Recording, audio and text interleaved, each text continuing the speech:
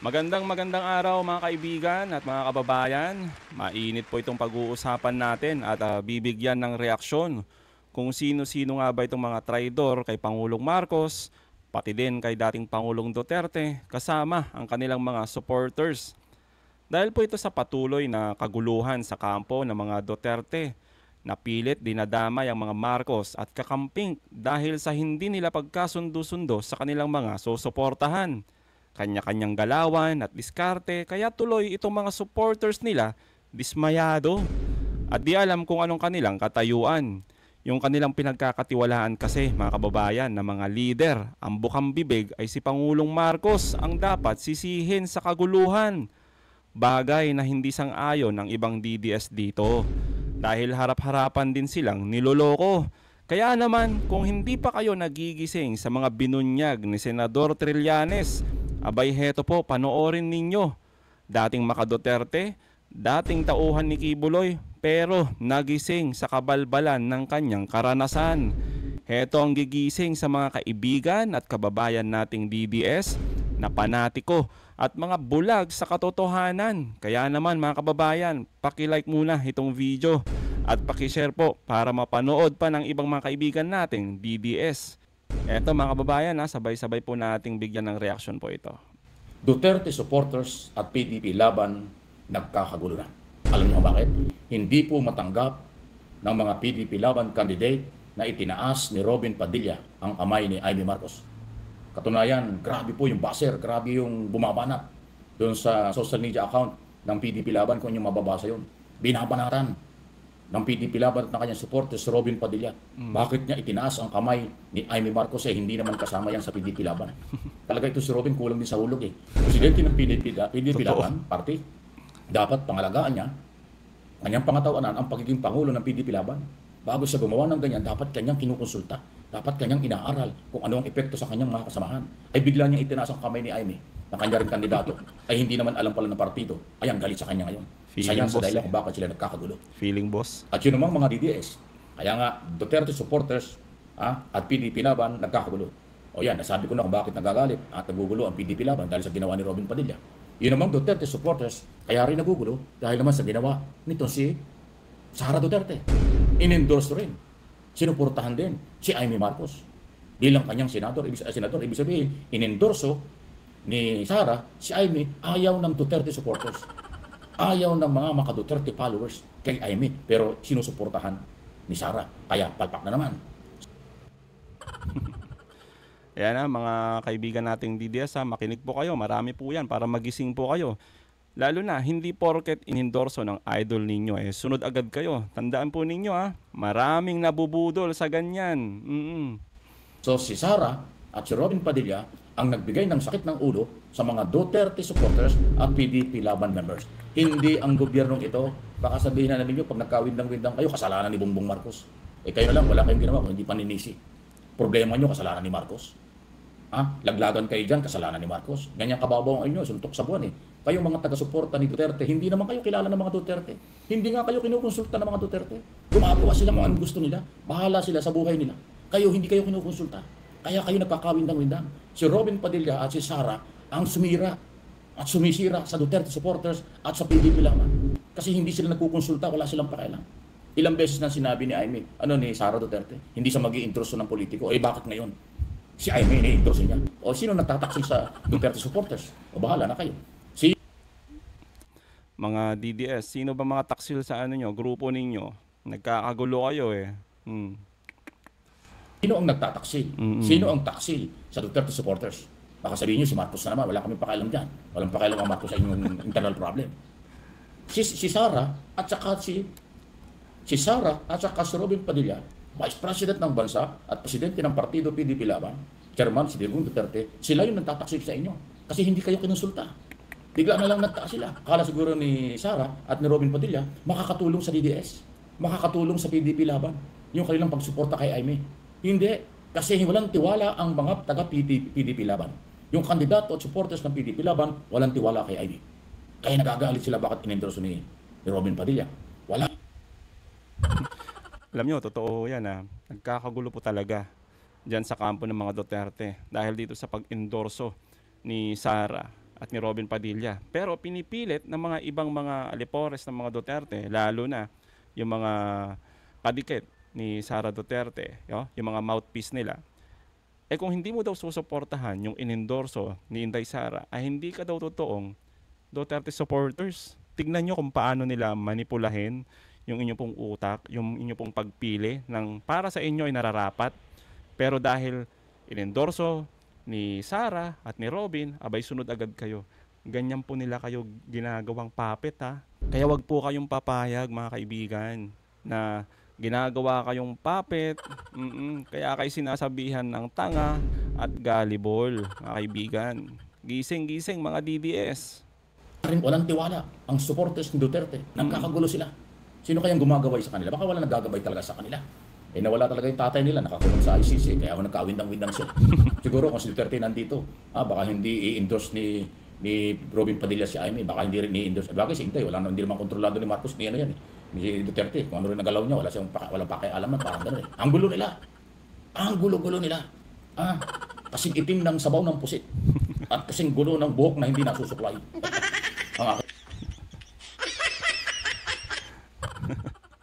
Matindi rin bumana itong si Sir Mike Abe, no? Talaga. Courtesy kay Sir Mike Abe. Ang galing din talaga ng mga banat nito, no? Pasimple lang pero tagos talaga, kasing itim ng pusit. Parang sinasabi mo na kasing itim ng mga budhe, no? Parang ganon. Tsaka mga kaibigan, tama yung sinasabi ni Sir Mike. Ang gulo po talaga ng pamilya Duterte. Tandaan nyo, kahit sabihin na natin na sarcasm lang yung pagkakasabi ni BP Sara na nagpapasalamat siya dahil nagkasundo sila ni dating Pangulong Duterte dahil nga sa nangyari. Nagpapasalamat siya kay Pangulong Marcos. Doon yung makikita, mga kababayan, na malalim talaga yung kaguluhan sa pamilyang ito. Tandaan po ninyo, gustong maging Pangulo ni BP Sara. Samantalang, gulo ng pamilya niya, hirap nga siyang ayusin. Pilipinas pa kaya, mga kababayan? Description sa kanila. Ako sumusuporta kay Pangulong Marcos, pero from day one sinabi ko, yung kandidato ni Pangulong Marcos, recycle na politiko, mga balimbing at sip-sip, wala akong tiwala dyan. Kaya nga lagi ko sinasabi, Mr. President, hanggat maaga magpalit ka o kaya mag-adapt ka. Kumuha ka ng ibang kandidato galing sa ibang sektor para lumakas ang team mo. Yes. Recycle yung mga kandidato mo. Sinabi ko yan noon pa at pinaninindigan ko until now. Hindi ako anti-Marcos. Ayaw ko lang ng kanyang kandidato kasi wala akong tiwala. Mga balimbing at sip-sip na balimbing talaga. Pagkatapos ng eleksyon, hihiwalay kay Marcos yan. Alam nyo na kung sino yung mga yan, mga kababayan, Hindi na natin kailangan sabihin pa, no? Yung mga dating mga Duterte, nagtalunan sa Marcos, di ba? Alam nyo na yan. Matalo o manalo, hindi na Marcos yung mga yan. Ngayon lang dahil malaking tulong ang kampanya ng Pangulo sa kanila. Pero wala akong tiwala, kaya 3-4 pa lang napipili kong kandidato. 3-4 parang hulaan natin. Siguro si Benhur Abalos, Tito Soto, Ping Lacson, sino pa yung isa na pwede? Binay, pwedeng ganun, no? Sino pa kaya? Si Pacquiao? Nakakatawa, no? Isipin nyo lang, mga kaibigan. Ito, katuwaan lang naman. Saglit lang naman to. Isipin nyo pag nanalo si Pacquiao, tapos magdedebate sila ni Robin Padilla. Ano kayang kalabasan na, no? Ganda, no? Okay, tuloy natin to. Huwag tayong susunod dyan sa mga personalidad na ngayon naglalaban sa mga kandidato. Wala yan. Paramihan dyan balimbing. Paramihan dyan sip-sip lang. Wala. Si Abalos, ayan, may paninindigan si Abalos. Hindi ko makilala ng personal. Ako saludo kay Abalos, abogado, sabi ni Abalos, MDA, nanindigan, at talaga hong sumusunod sa rule of law. Yan ang kanyang prinsipyo at loyalty na kay Pangulong Marcos. Kahit nakubaran mo yan, kahit na pagulong-gulungin mo si Abalos, yan ay BBM. Yan, isa yan sa ibubuto ko sa inyo. Si Heidi Mendoza, gusto ko rin yun. Yun! Heidi Mendoza. Isa yan, mga kaibigan, sa nasa listahan ko. The best po yan. Nice. Bakit nga ba si Heidi po? Bakit nga ba? Hindi ko rin kilalang personal, pero magaling na auditor yun. Yun yung taga-COA na matapang. Yan, kailangan natin yan. Yung auditor, accounting, CPA, lawyer, yan ang kailangan natin, economist. Ayan po. Si Espiritu, mukhang okay din, abogado rin. Yeah. Mas gusto ko pa yung galing dito sa si Pangilinan, abogado rin. Yan!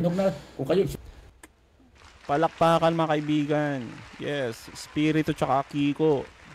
Sinira lang po kasi. ng mga Duterte, pero po magaling po talaga yung mga yan. Ewan ko ba sa mga panatiko ngayon, no, ng mga DDS, sipin nyo pinapatulan po, di ba, inaasar si Kiko Pangilinan na matching, tapos kumakain daw siya sa dahon ng saging, pero kinakain niya yung dahon ng saging. Sipin nyo mga kaibigan, naniniwala yung mga, ay nako, yung mga yung mga kaibigan nating DDS talaga naman, oh.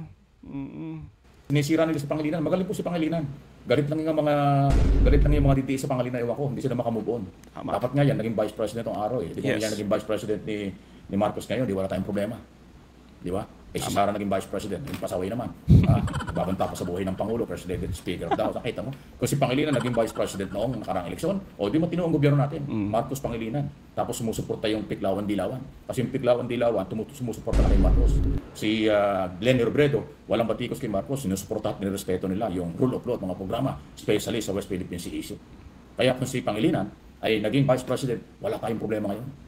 Matatag ang gobyerno ni Pangulong Marcos kasi hindi yan magiging pasaway si Pangilinan. Ayan ho. Ayan ho. Yan ho. Yung mga DDS, supporters nila at mga troll baser, yung mga troll at baser, DDS yan, huwag kayong maniwala dyan. Huwag kayong pahawa sa BO-BO nila. Huwag kayong pahawa sa pagiging pasaway. Sila, Duterte sila, hindi naman sila kilala ni Duterte. Nagpapakamatay sila kay Duterte, wala naman nagagawang tulong sa kanya si Duterte. Oo, Kita mo nga yung nakulong na OFW dun sa Qatar, wala naman na itulong ang mga Duterte. Si Pangulong Marcos at ang gobyernong ito ang tumulong. Ayan, 10 lang. Yung mga nagugutom na mga DDS, saan ba kayo kumukuha ng ayuda? Di ba? Yung ayuda ng mga Marcos administration. Baka member kayo ng AKAP, baka member kayo ng Fortis, baka member kayo ng mga ayuda na tumatanggap ng ayuda. Karamihan sa mga DDS tumatanggap ng ayuda. Pero anti-Marcos. Sipin mo, bibigyan mo ng ayuda pagkatapos galit ka pa kay Marcos. Yung mga Duterte supporters tumatanggap ng ayuda tapos galit sa gobyerno. Gusto nilang pabagsakin ng gobyerno. Di ba? Napaka-unfair yan sa may-ari ng pera. Ay ako, kayong lahat, tayong lahat, may-ari ng pera, pinamimigay ng gobyerno ito sa ayuda. Ayuda program. Tapos ang tumatanggap yan, karamihan, ay mga DDS, anti-Marcos, nagpapabagsak sa Marcos. Di ba? Tama ba yun? Di ba napaka-unfair yan sa ating may-ari ng pera? Pero mabait si Pangulong Marcos, hindi siya nakatingin sa ganun. Kahit na anti-Marcos, kahit na minumura siya, binibigyan pa rin kayo ng pagkain at ayuda kung ano-ano galing sa DSWD, galing sa national government, galing sa bulsa ng mga Pilipino. okay, palakpakan muna. Napakaganda ng mensahe ni Sir Mike Abe. Maraming salamat po, no? Naway na makarating ito sa mga kapatid natin at mga kaibigan nating mga DDS. Na sana po magising po kayo para di naman po kayo tawaging tanga, uto-uto, gullible, di ba? Para kayong papit po kasi. Isipin nyo yun. Gusto nyo po ba na mabudol ulit kayo? Isipin nyo po ito Para po kasi ang nangyayari, porket idol ninyo. Kunwari, idol nyo tong si Sara at si Robin Padilla. Pero ayaw ninyo naman yung kanilang ini-endorso na politiko. Abay susundin ninyo dahil gusto ng idol ninyo? Ay hindi po ganun. Kailangan po kasi mayroon din kayong standard. Di po ba? Kung sa tingin nyo ay hindi pasok sa standard ninyo na gusto nyo maging leader, ay huwag nyong pakinggan itong mga idol ninyo. Dahil kung susuportahan ninyo yan, dahil sinabi ng idol nyo, ay isa lang pong tawag doon. Talaga pong gullible nga kayo at uto-uto. Kaya naman, sana maliwanagan po kayo dito sa napakagandang mensahe ni Sir Mike Abe. Okay mga kaibigan, anong masasabi nyo patungkol dito? Comment down below. Again mga kaibigan huwag nyong kalimutan i-like at i-share ang ating mga video. Hanggang sa muli, kita-kita ulit tayo mga kaibigan.